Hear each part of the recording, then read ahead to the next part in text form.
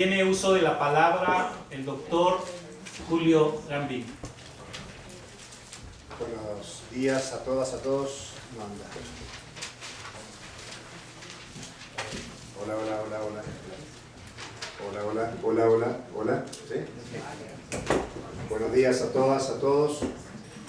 Bueno, en primer lugar, manifestar la sorpresa agradable de la cantidad de gente participando en esta discusión, pese a estar en un recinto separado de donde funcionan las deliberaciones principales. Y creo que tiene que ver con la pertinencia de la discusión que estamos trayendo aquí. Y digo discusión porque esto es un debate. Anoche, en la sala principal, había un debate sobre América Latina y nosotros podemos ver en esta conferencia de Claxo las distintas cosmovisiones sobre la realidad de nuestra región, donde todos hablamos de que hay cambio político, pero todos no tenemos la misma visibilización del fenómeno de cambio político y mucho menos las potencialidades, las perspectivas hacia dónde va nuestra América. Y digo deliberadamente nuestra América porque creo que es una categoría de Martí que hay que recuperarla mucho más para indicar qué es lo que uno pretende para la región. La primera cuestión que yo mencionaría, quiero concentrarme en tres cuestiones. La primera tiene que ver con la crisis mundial y la caracterización de la crisis. Sobre todo porque hay una primera etapa, desde que la crisis estalla en 2007-2008, donde la mayoría de los gobiernos, de izquierda o de derecha, como se los quiera calificar, negó el impacto de la crisis en América Latina. Es más, se planteaba a la crisis como una crisis exterior, como una crisis griega, española, portuguesa, europea, incluso estadounidense. Digamos, la imagen del crecimiento económico de América Latina por encima del crecimiento de la economía mundial era lo que daba el argumento ideológico con el que se hace política y se consigue consenso para continuidad de proyectos políticos que no apuntan en la perspectiva de profundización del cambio, pero que se inspiran en que América Latina está creciendo más que la economía mundial. El primer reflejo fue entonces, la crisis está afuera de América Latina. Esto podía no ser quizás el caso mexicano, porque México era precisamente el país de mayor impacto de la crisis en la región. Por eso es bueno ver los matices que hay en nuestra América. Pero muchos gobiernos, insisto, de derecha o de izquierda, que motivan la diferente caracterización de América Latina, se montaban esta concepción que venía de afuera. Incluso muchos explicaban que lo de México tenía que ver con la cercanía con Estados Unidos, con el fuerte impacto de la desaceleración económica estadounidense, de la recesión estadounidense, de la crisis estadounidense, que era una forma de poner el foco afuera y no en los problemas del tipo de desarrollo capitalista en nuestros países. Pero hay un segundo momento en la lectura sobre la crisis que hacen principalmente los gobiernos latinoamericanos. Y enfatizo en los gobiernos porque son los que manejan en general la agenda de discusión para el consenso, confrontando muchas veces con medios de comunicación que imaginan todavía un horizonte de gobierno para la región más propio de la década del 90 que lo que ocurre en la primera década del siglo XXI. Y este segundo momento de la percepción de la crisis era señalar que sí, que los problemas que empezaban a haber en América Latina, mostrado como desaceleración de la economía, eran producto de la crisis mundial.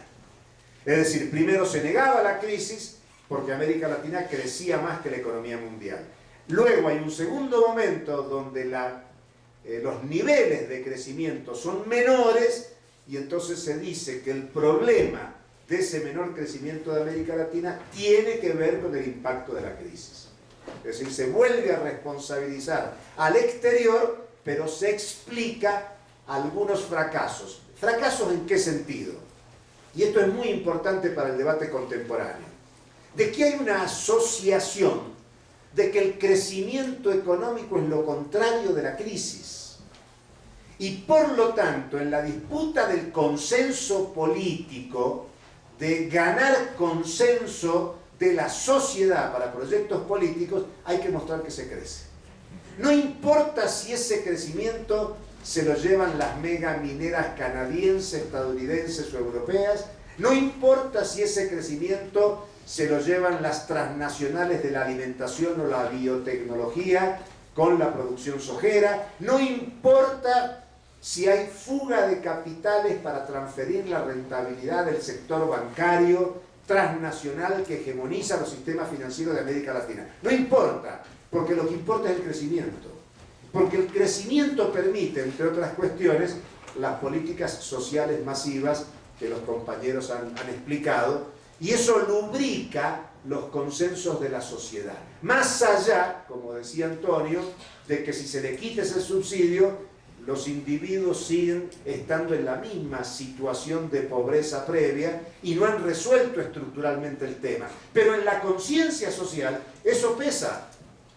En los 70 u 80% de consenso que tienen los principales referentes de los proyectos, llamémosle neodesarrollistas en América Latina, e incluso algunos proyectos de la derecha. Colombia, decía Jairo, es ejemplo en mucho sentido del proyecto liberal en la región, pero convengamos que ahí se ganan elecciones.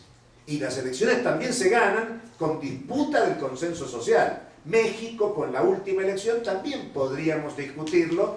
No les voy a dar lecciones yo a los compañeros mexicanos, pero es interesante saber cómo se han hecho varias experiencias de desplazar el proyecto del poder de la hegemonía neoliberal en México, y por fraudes o por muchas razones esto cuesta mucho llevarlo adelante. Entonces no hay que olvidar o desatender la cuestión que asimila crecimiento a no crisis. Y el crecimiento de América Latina en esta última década es un elemento clave para poder discutir o entender cómo se mueven los consensos de la sociedad y los desafíos que genera para todos nosotros. El problema, creo yo, es que América Latina crece porque hay crisis.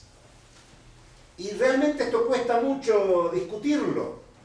A ver, América Latina crece porque crece el precio del oro. Y se han extendido las explotaciones mineras de oro. Argentina, por ejemplo, no es un país minero como si lo es Perú o como si lo es Chile. En Argentina había minería, pero las principales inversiones externas extranjeras en los últimos años en Argentina son de la minería. Y hoy la minería tiene una forma productiva que es la megaminería a cielo abierto, que es altamente contaminante y altamente perjudicial para las poblaciones que viven en los territorios, con una asociación que muchas de estas explotaciones están en alta montaña, con escasa población, es decir, en alturas de 4.000 o más metros, donde están los principales yacimientos de oro, por ejemplo. Y el oro crece y hace rentable estas explotaciones. La crisis energética, es decir, la crisis del petróleo, la crisis del gas, la crisis de los hidrocarburos, hace que ahora sean rentables la explotación del shale oil o el gas shale, que significa la tecnología del fracking, la fractura hidráulica, que supone perforaciones de 3.000 a 4.000 metros con caños agujereados que inyectan toneladas de agua, de arena y un cóctel de más de 500 tóxicos con efectos imponderables sobre los recursos naturales.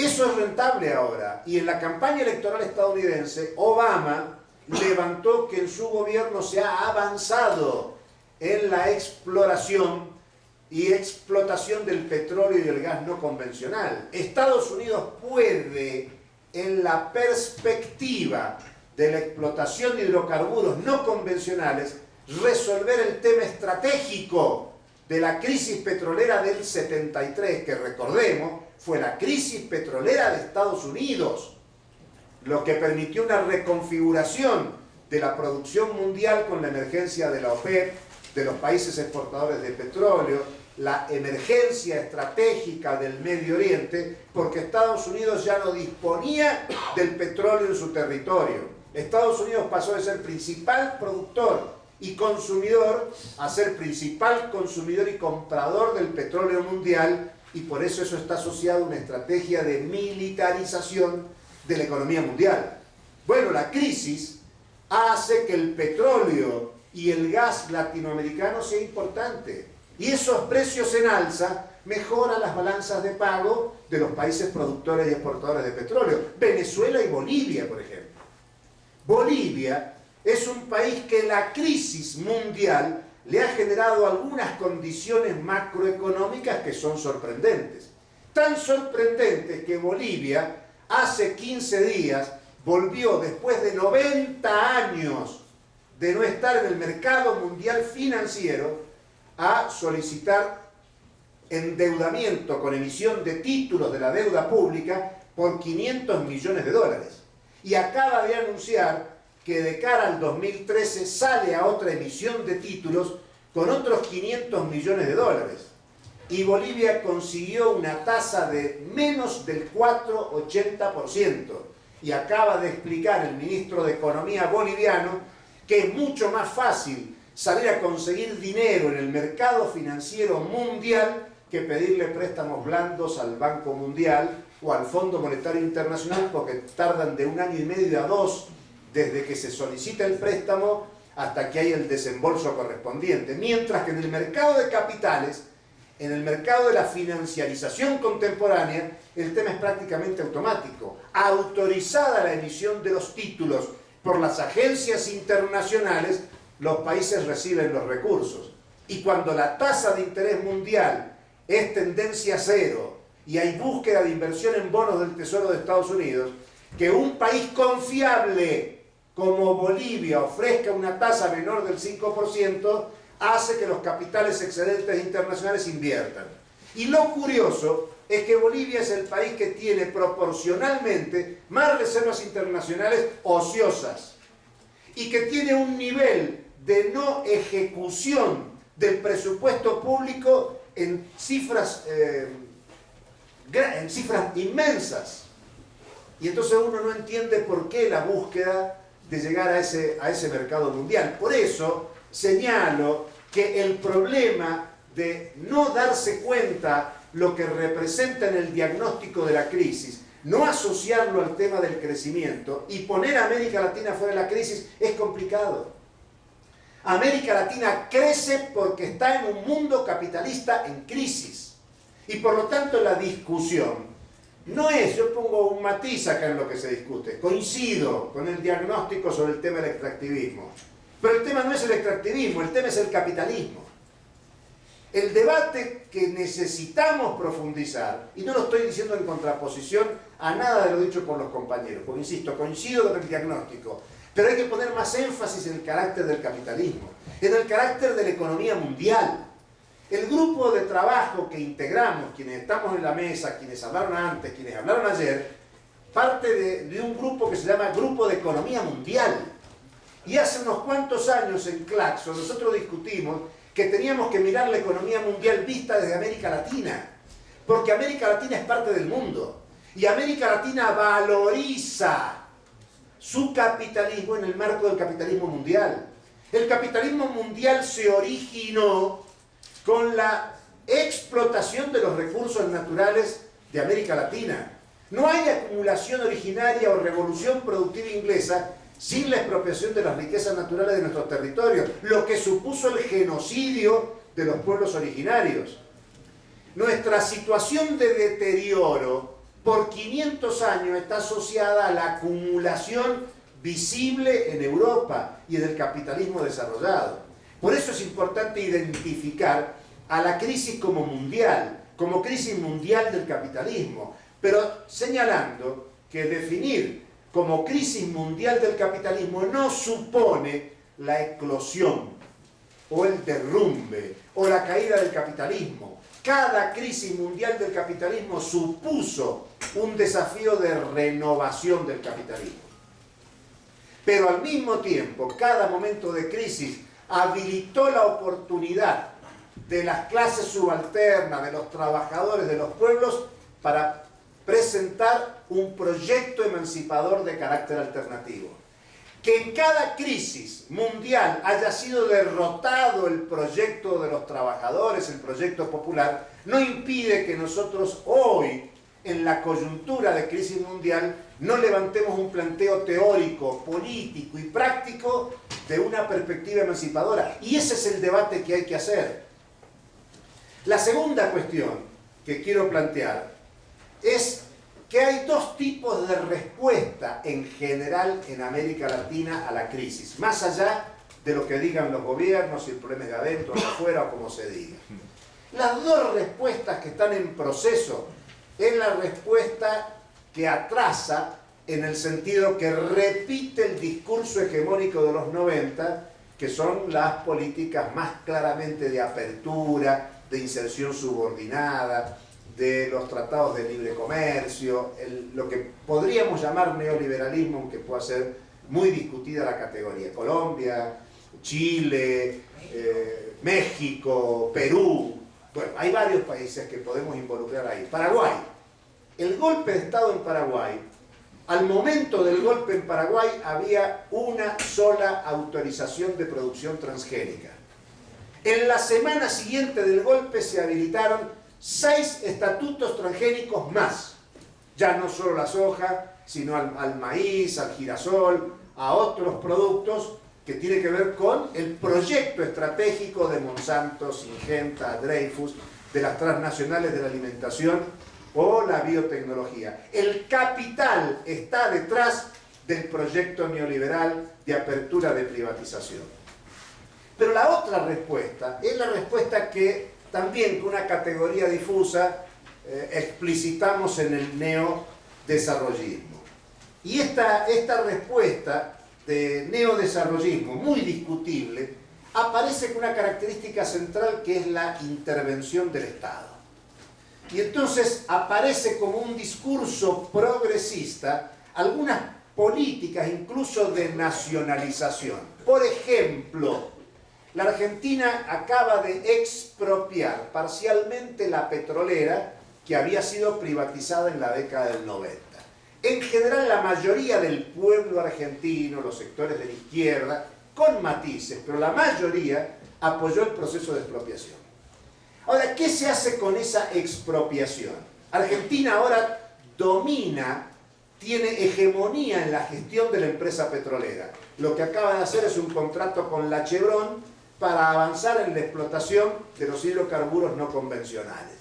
O sea, Argentina se decide como política de Estado avanzar en el camino que está avanzando Estados Unidos, en el camino que avanzan las petroleras transnacionales para perforar y destruir el subsuelo de nuestros territorios y no solo abastecer de energía a la propia Argentina, que si leyeron los diarios ayer habrán visto que hubo un apagón de varias horas en la principal ciudad por una ola de calor inesperada. La crisis energética golpea al conjunto de nuestros países. Son temas muy delicados, temas muy serios, y por lo tanto Argentina termina, el Estado argentino de carácter progresista, generando negocios con las transnacionales petroleras del mundo. Vamos a ver qué pasa ahora, porque esta semana la justicia ecuatoriana ha tenido éxito con una demanda realizada ante la justicia argentina para que se embargue a la Chevron, nada menos que por 19.000 millones de dólares, por daño ambiental generado por la Texaco, comprada por la Chevron, entre 1964 y 1990 en un territorio de 500.000 hectáreas en Ecuador y afectando a 30.000 familias de población indígena originaria en el Ecuador. La justicia argentina respondió, la justicia canadiense no avaló, la justicia brasileña no avaló, hay varias justicias del mundo que no avalaron, la justicia argentina ha hecho lugar y vamos a ver cómo esto evoluciona mostrando las contradicciones de los procesos. Se plantea que la estrategia neodesarrollista es una estrategia de intervención del Estado y aparece como una novedad de algunos países progresistas de América Latina y que está asociado a las estatizaciones. Ahora, yo quiero recordar que Bush estatizó la General Motors en plena crisis del 2008. En el momento en que Bush estaba totalmente desprestigiado, desacreditado, retirándose del gobierno de Estados Unidos. Lo que quiero señalar es que la intervención del Estado no es una novedad de los gobiernos progresistas de América Latina, sino que es la respuesta del capitalismo desarrollado a la crisis. Por eso es que hay tanta inyección de dinero aplicada por los estados capitalistas desarrollados de Estados Unidos, Europa, Japón, con una intervención muy fuerte del Estado para resolver los problemas de las empresas, para resolver los problemas de los gerentes, para resolver la dinámica de funcionamiento del capitalismo. La estrategia de intervención del Estado es hoy la estrategia hegemónica, más hegemónica que la estrategia neoliberal de apertura. Claro, está también condicionado por la resistencia de los pueblos. Si no hubiera resistencia de los pueblos, la estrategia de aperturismo explícito, tal como estuvo en la década del 90, es lo que se abriría paso en la región. Y termino, como tercer aspecto, planteando la cuestión de lo alternativo. Y lo alternativo, compañeras, compañeros, creo que pasa por la confrontación. No se puede avanzar en un proyecto alternativo si no se confronta con el poder. Y estoy hablando del poder económico, del poder político, del poder ideológico. Eso supone plantear una perspectiva alternativa al capitalismo. No hay solución en el marco del capitalismo. El sujeto del capitalismo son las transnacionales. El capital es el que ha creado a su principal instrumento de dominación, que es el Estado capitalista. Los estados capitalistas se agrupan en espacios internacionales, como el caso del G20, para empujar la estrategia del sujeto de la dominación mundial, que son las corporaciones transnacionales, que actúan en el modelo primario exportador, en el modelo extractivista, en el modelo de la financiarización, en cualquiera de los modelos del capitalismo bueno productivo o del capitalismo malo especulativo. Y por lo tanto lo que hace falta desarrollar es una discusión más a fondo sobre la estrategia capitalista. Insisto, en la crisis de 1874, en la crisis de 1930 o en la crisis de 1973, para poner tres fechas representativas de crisis mundiales visibles, hubo proyectos políticos populares emancipadores que en sentido histórico fueron derrotados. Y por eso quiero insistir que en esta crisis actual también hay que plantear cuáles son las posibilidades de un planteo teórico, político, de carácter anticapitalista. Y creo que ese es el desafío para discutir. En primer lugar, supone discutir el sujeto de las transformaciones. Y creo que si nosotros queremos explicarnos por qué hay cambio político en América Latina, hay que encontrarlo en que ha habido un sujeto que se construyó en la resistencia de los 80 y de los 90, y que en todo caso tiene un problema de burocratización a partir de la conquista de gobiernos, donde los gobiernos capturan la capacidad de resistencia y de protesta de los pueblos y los adormecen en una perspectiva burocrática de Estado. Y por lo tanto la cuestión de construir y reconstruir el sujeto para las transformaciones pasa a ser el tema número uno.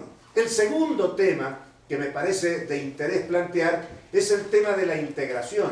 Quien instaló la integración alternativa fueron los pueblos en la resistencia al ALCA. No son los gobiernos los que plantean la perspectiva de integración alternativa. Y eso supone toda una discusión y un programa para constituir un sujeto nuestroamericano, donde las capacidades de articulación de los pueblos sean de otra manera, donde la denuncia a la justicia ecuatoriana no sea un problema del Estado ecuatoriano, sino del pueblo ecuatoriano y del pueblo argentino. Que la denuncia y la expropiación o el embargo sobre la Chevron sea un proyecto estratégico de los pueblos de América Latina. ¿Es posible o no es posible? Bueno, depende cuáles sean los imaginarios que se quieran instalar en esa perspectiva. Eso supone, finalmente, discutir el Estado y los movimientos populares. La articulación de los gobiernos y los movimientos populares. No son los gobiernos los que tienen que dirigir a los pueblos. Los gobiernos llamados alternativos, progresistas, de izquierda, de centroizquierda, lograron esas posiciones producto de la lucha popular. Y por lo tanto son los pueblos los que instituyen de poder político con perspectiva alternativa. Y ese, creo, es el desafío y la agenda que tenemos que construir para discutir en ámbitos como el que propone la conferencia de clausura. Muchas gracias.